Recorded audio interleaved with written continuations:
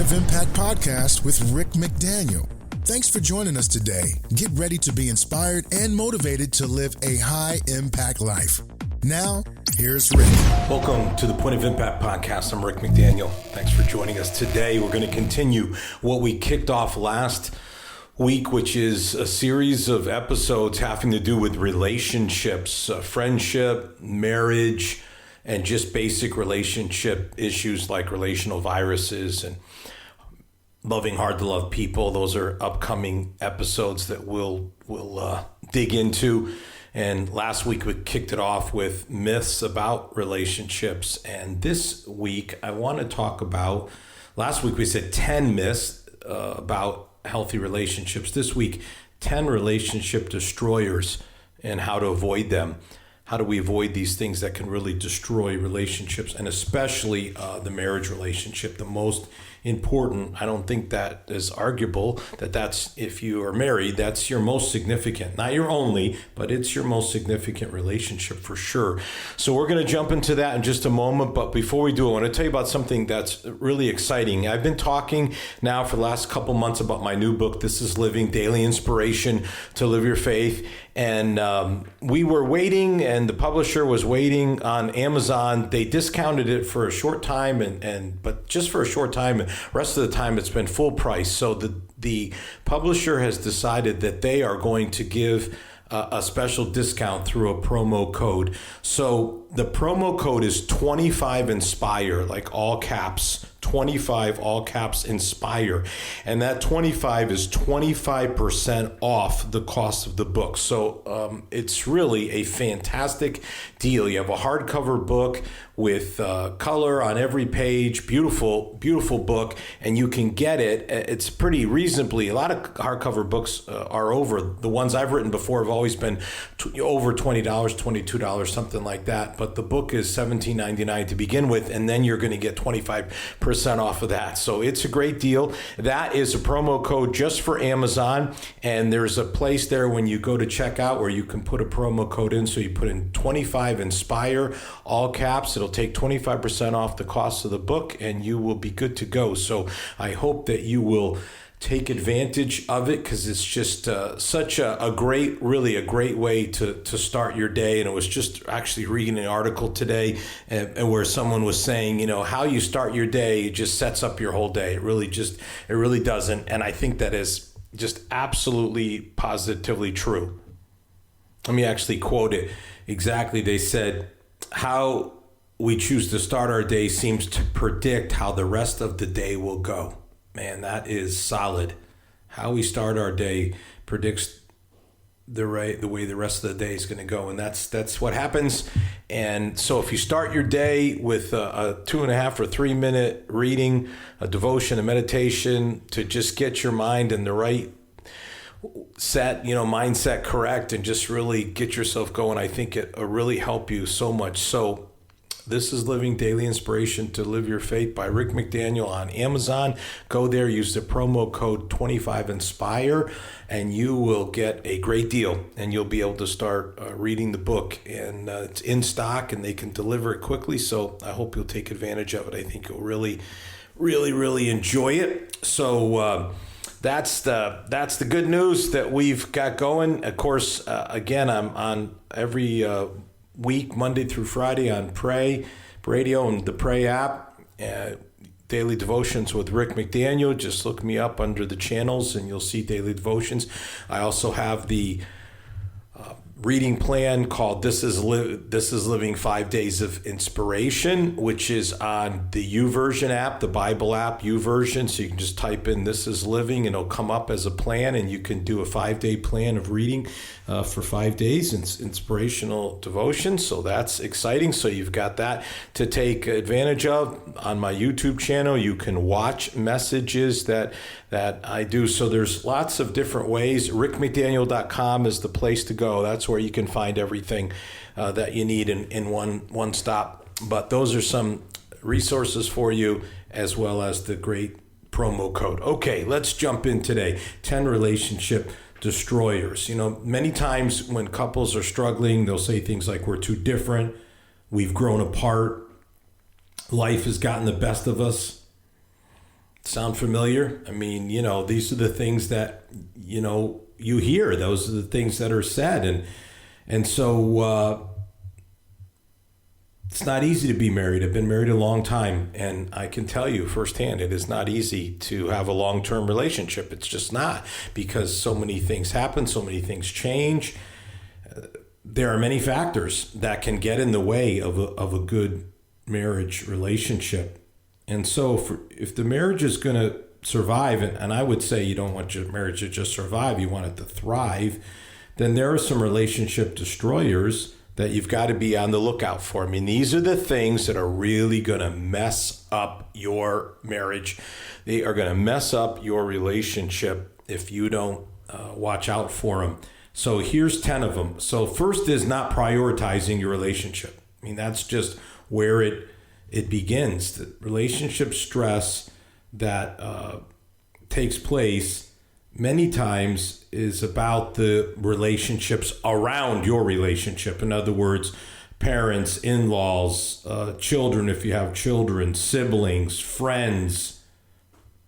You become you become married, you make the commitment to a lifelong relationship. You've chosen something, and what you've chosen is to put your spouse first.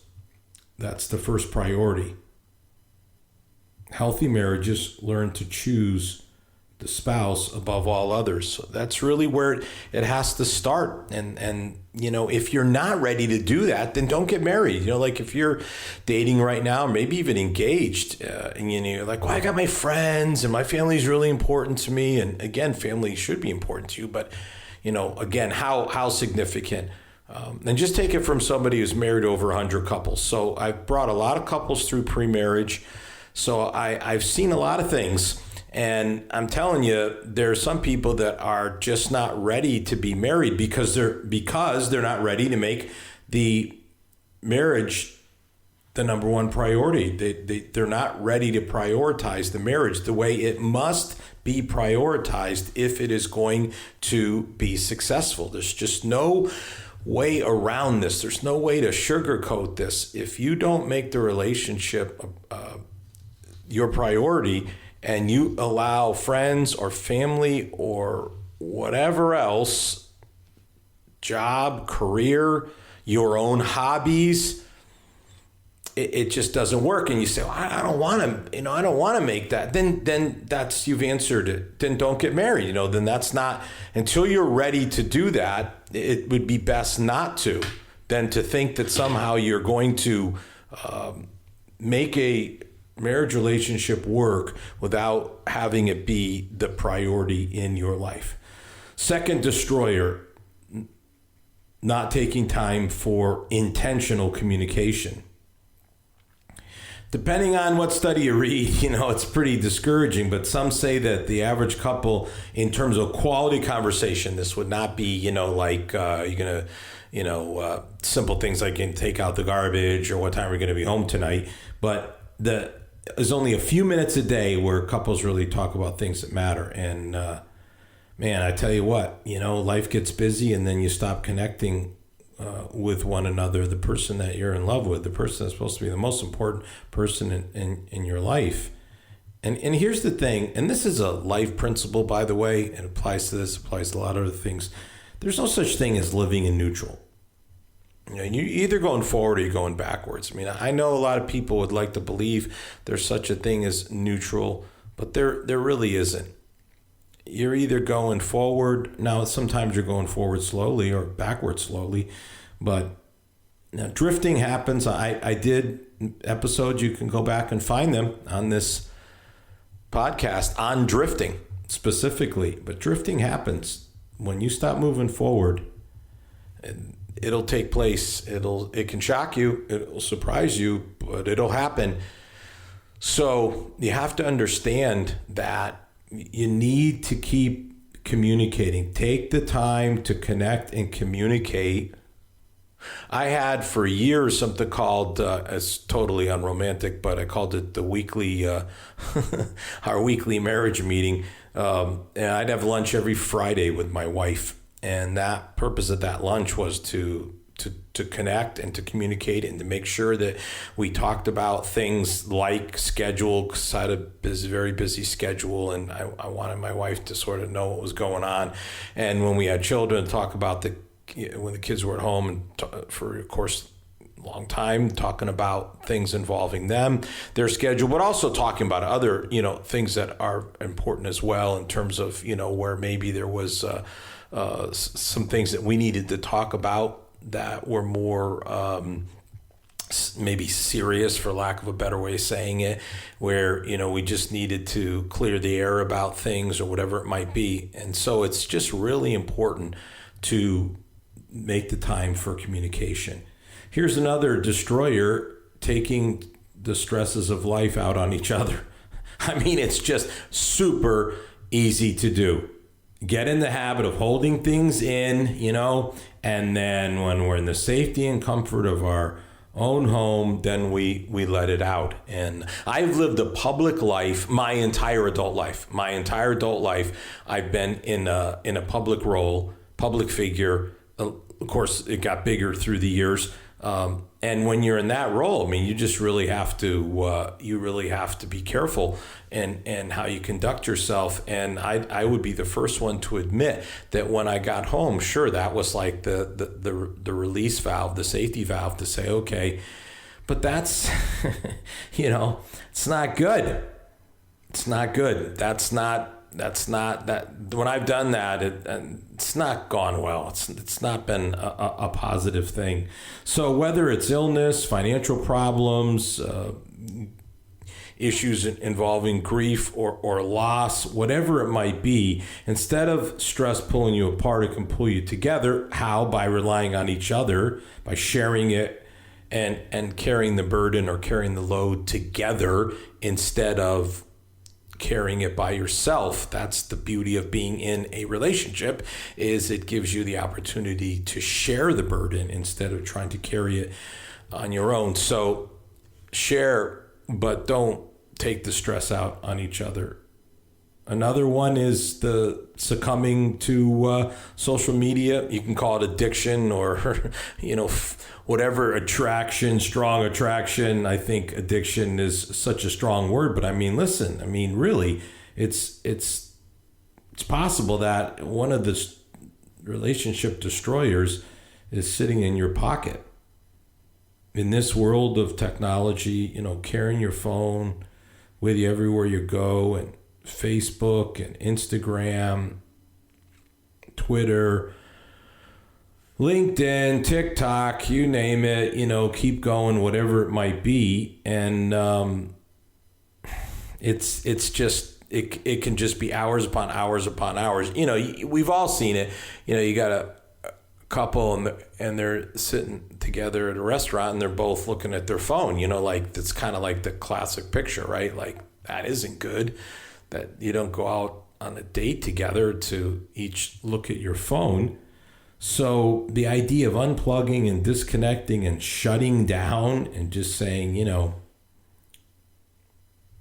I'm not going to do this. I'm going to go from the inanimate to the intimate. Oh, that's good. Inanimate to the intimate. Let me just pause here. I should have said this earlier. These ideas, and I'm doing a number of episodes on relationships, and a lot of it will be on material that I've developed over many, many years. But I read this article on relationship killers by Deborah Fileta, and it was in Relevant magazine, and that is, I'm using her ideas today. Usually I use my own, or I take, do research, take different ideas and put them all together. But I really liked what she did here, and so certainly have my own spin on it, my own take on it would be a better way to say it. But these primary ideas come from her, and just want to acknowledge that. So social media, it just can take over. It can just take over. It's so insidious how that can happen. So you just have to really guard against it and again, unplug, disconnect, shut down. Just say, hey, we're not going to sit here and be connected to social media all the time. Another relationship destroyer is just a classic, and that, we talked about prioritizing the relationship, but this is another version of it, and that is refusing to put the other person first.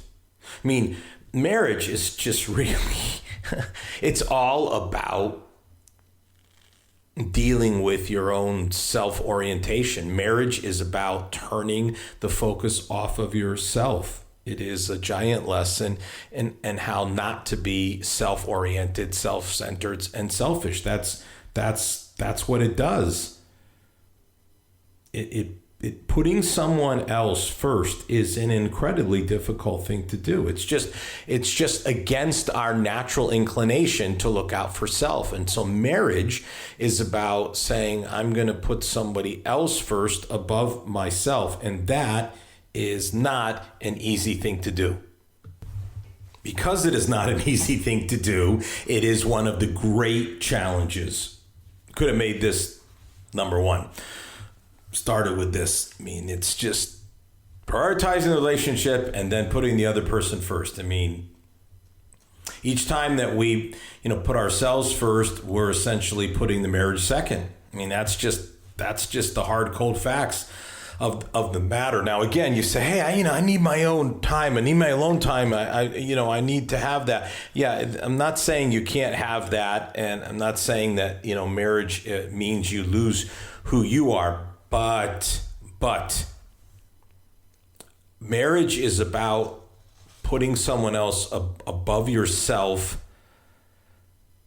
It's about being willing to have it another way besides your way. Now, again, it can't always go that way. Sometimes it's got to go your way. Sometimes it goes your spouse's way. But you can't, as I said last week, it's not a competition. You can't keep score, and you have to be willing to do that, to put the other person's needs first. Here's another destroyer: harboring a grudge. It's one of these things. The Bible talks about a root of bitterness. I mean, I just think picture it, right? Picture the roots of a tree, how they go out and down. I mean, that's like what bitterness does. It just spreads, and then it just wraps itself all around your heart, and it'll just choke the love right out of you if you let it. Forgiving is one thing, forgetting is another. When you hold on to hurts, those hurts become bitterness. Forgiving is not about excusing someone. It's really about freeing ourselves from the desire to get back or to have someone else pay for their indiscretion, their sin, their mistake, whatever you want to call it. God forgives us. We have to forgive other people. That's just basically what it comes down to. There has to be a willingness on our part to not only to forgive, but again, to forget to let it go. Because if we hold on to it, what it does is it's just like it builds up a wall. And then, you go back to these things like, we just don't feel it anymore. I don't feel it. We're not in love anymore. Like love mysteriously left the relationship. It didn't leave.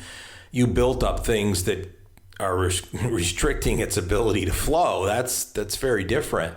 So you got to make sure you don't do that. And one of the ways you make sure you don't do that is not to hold on to grudges that will get into your heart and into your life and just really mess up your marriage in a huge, huge way. Here's another destroyer, not setting healthy boundaries. We've got to have boundaries around our marriage, and we got to protect it. And that means protecting it from inappropriate interactions. It means protecting it for how you spend your time. It means protecting it from allowing your emotions to go somewhere where they shouldn't go, because this is how you end up in having an affair. This is how you end up breaking trust in your relationship, is because you violate those boundaries that are healthy. And that's marriage. Marriage is about life. By the way, life is about having healthy boundaries, and marriage is about the boundaries within your marriage.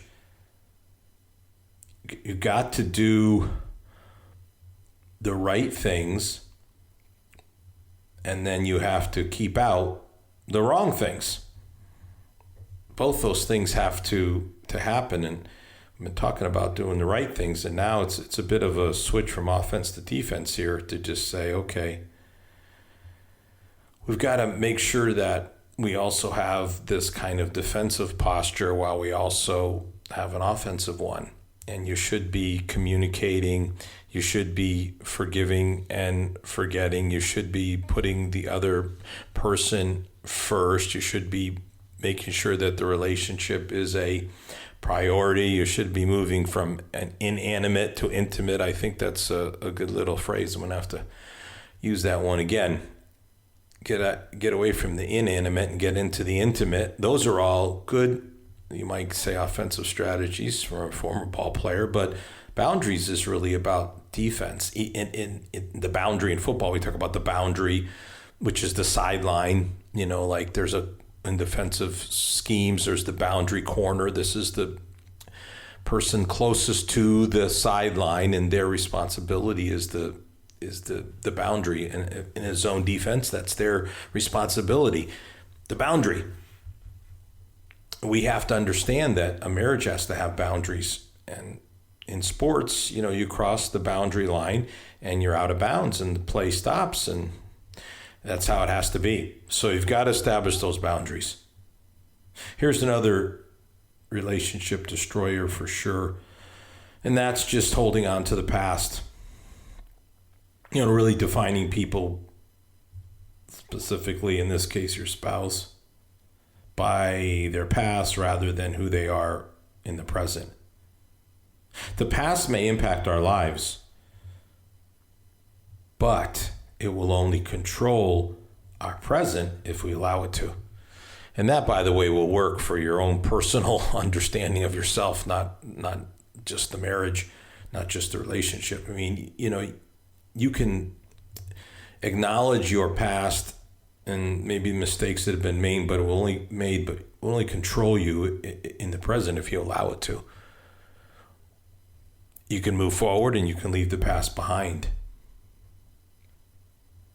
It's absolutely crucial to be able to say, okay, I see what God is doing in the life of my spouse right now,